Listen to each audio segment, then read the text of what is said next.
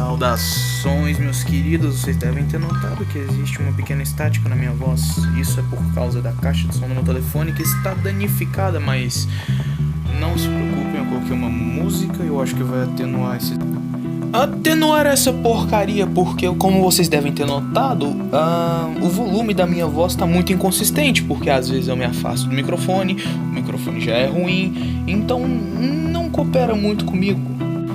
Então acaba que às vezes eu desvio do assunto ou falo besteira, então eu vou terminar cortando algumas frases que às vezes eu acho que ficam mais longas do que o necessário. Mas de qualquer forma, vamos seguir em frente para o primeiro tópico. Transição suave! E para entender o estado atual da população indígena no Brasil, é necessário entender que o indígena nunca teve um lugar na sociedade brasileira, desde os seus primórdios. E, bem, nós vamos ver isso mais especificamente no choque de cultura que houve já no momento em que o português começou a interagir com o índio ali na praia mesmo, trocar espelho e trocar. E foi naquele momento mesmo que o português já começou a passar a perna no índio, que trocava família, trocava qualquer objeto que ele tinha por uma porcariazinha que às vezes o marujo nem se importava. Então, até pelo próprio assunto desse vídeo, já é um privilégio enorme poder determinar o momento exato em que o nativo brasileiro já começou a se dar mal, sabe? E quem era esse povo que gostava de pão, mas não era francês?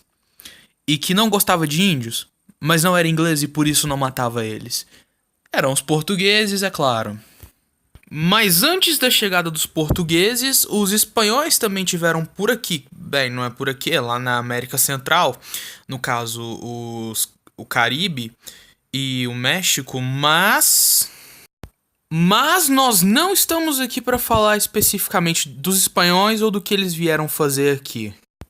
E essa aqui não é outra transição suave, mas eu só queria dizer que por algum tempo as relações entre o índio e o português era o português simplesmente aparecia na hora que quisesse, geralmente trocava alguma coisa com o índio, o nativo ia lá na floresta, cortava o pau-brasil, que era o maior, que era o que os portugueses vinham aqui para extrair, até que, né, finalmente chegou o dia e Portugal resolveu começar a colonizar a nossa terra.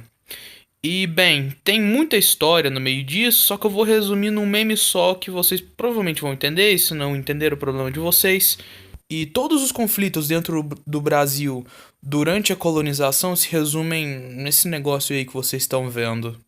E aí vai mais um resumo do que aconteceu com o índio nesse meio período.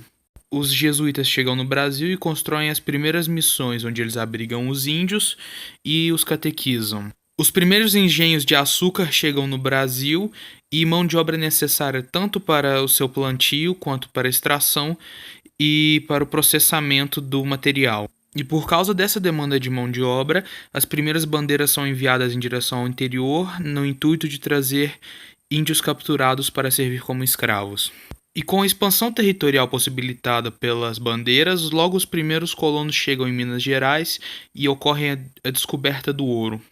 E agora bandeiras são enviadas em direção ao norte do país para buscar ainda mais escravos, explorar o território. Porém, com a chegada de escravos africanos, os povos indígenas ganham um período de descanso, se por assim dizer. E por um bom tempo, o indígena meio que some da história brasileira e fica relegado a uma posição de protagonista de romance ou revistinhas do Papa Capim. E, bem, parecia que o movimento integralista tinha alguma espécie de simpatia pelos indígenas, por usarem uma saudação indígena eles mesmos. Porém, até onde eu sei, nada foi feito, nenhum avanço, absolutamente nada pelo indígena. E daí teve toda aquela história do Getúlio Vargas, a gente já sabe como terminou, daí continua a nossa república que já não estava muito bem das pernas. E com a possível ameaça comunista do João Goulart teve o golpe militar, e com a queda do golpe militar agora tem a república que nós conhecemos hoje, e onde o índio é muito mais ativo. Conquistou muito mais direitos e é mais respeitado. Bem, ainda não é muito, mas é mais do que no passado. E daí ocorreu o reinado de cada um dos presidentes que nós já conhecemos. Lula, Dilma, Obama, Dr. Ray, e atualmente nós estamos no reinado do presidente Bolsonaro e cada presidente tem uma ideia do que ele quer fazer com o índio. E agora, retornando para o tema principal, existem cerca de 900 mil índios vivendo no Brasil atualmente e a população deles, por enquanto, só cresce. 300 mil deles vivem nas cidades, então acredito que o mapa, na verdade, sirva com relativa precisão para mostrar onde fica cada comunidade e tribo. E eu fico surpreso que com quase 500 anos de derrotas e massacres e doenças, o povo indígena brasileiro ainda consiga se manter tão rico em tradição e tão perto das suas raízes.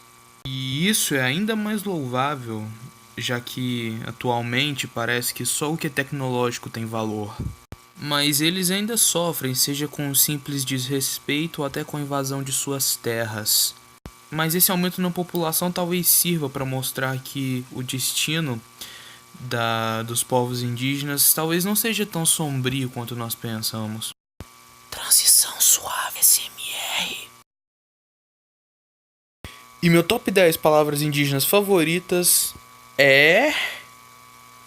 Bem, em primeiro e único lugar, Tatuapé, porque, bem, caminho dos tatus, o que mais você precisa saber, meu querido? Transição suave! Então, eu espero que vocês tenham se divertido, aprendido, gostado, especialmente espero que a professora tenha gostado e eu com certeza me diverti fazendo esse vídeo. Até a próxima.